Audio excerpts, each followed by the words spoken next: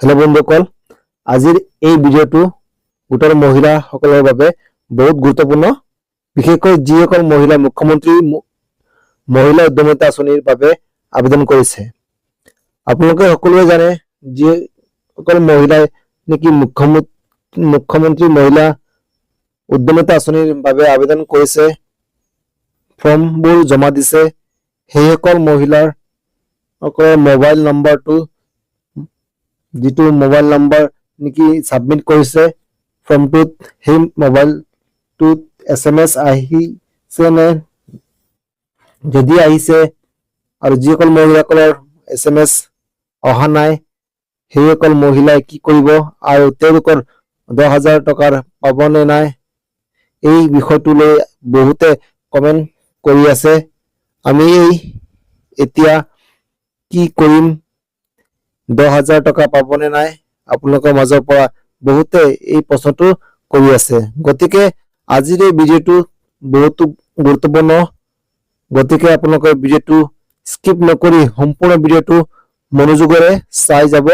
লগতে কিছুমান মহিলাসকলে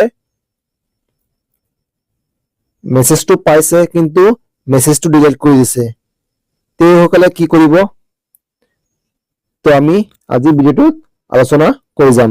যদি আপোনালোকে মোৰ চেনেলটোত নতুন আহিছে তেন্তে মোৰ চেনেলটো লাইক, শ্বেয়াৰ আৰু সাবস্ক্ৰাইব কৰিবলৈ নাপাহৰিব। যিয়ে নহওক, মূল বিষয়ত আমি এতিয়া আগবাঢ়িছো। প্ৰায় 40 লাখৰো অধিক মহিলাই এই মুখ্যমন্ত্ৰী মহিলা উদ্যমিতা আঁচনিৰ বাবে আবেদন কৰিছে। এই আবেদনবোৰ আপোনালোকে অফলাইন যোগে কৰিছিল। এই আবেদনবোৰ এতিয়া আপোনালোকৰ ব্লকৰ যোগেদি অনলাইন আবেদন হৈ আছে। আপুনি যিটো অফলাইন ফৰ্ম আবেদন কৰিছে যোৱা মাহৰ তাৰিখৰ পৰাই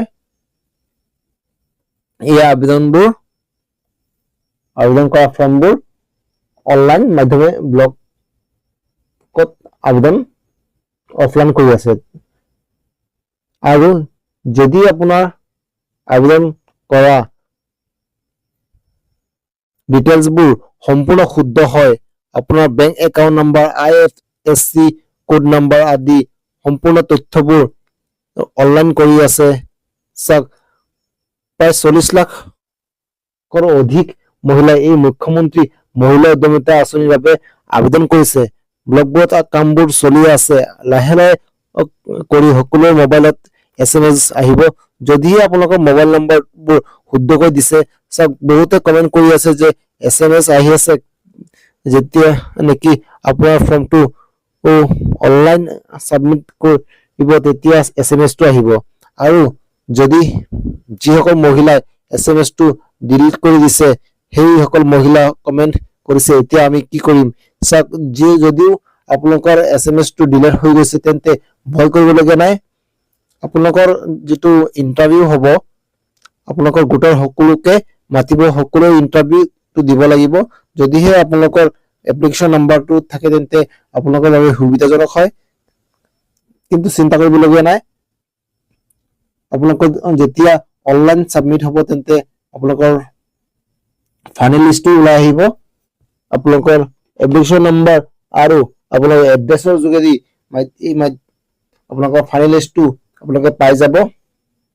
বন্ধুসকল, ভিডিঅ'টো যদি ভাল লাগিছে তেন্তে লাইক কৰিব, শ্বেয়াৰ কৰিব আৰু এনেধৰণৰ গুৰুত্বপূৰ্ণ ভিডিঅ' পাই থাকিবলৈ মোৰ চেনেলটো সাবস্ক্ৰাইব কৰিব নাপাহৰিব।